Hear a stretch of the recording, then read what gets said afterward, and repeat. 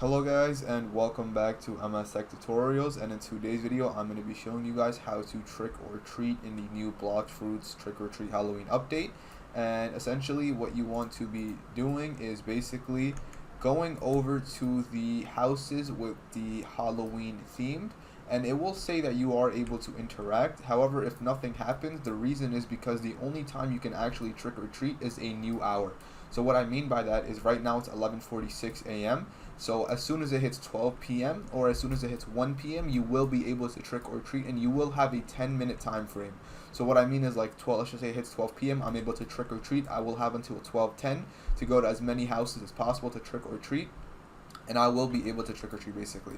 So again, you want to wait until a new hour, so 12 p.m., 1 p.m., 2 p.m., 3 p.m., etc.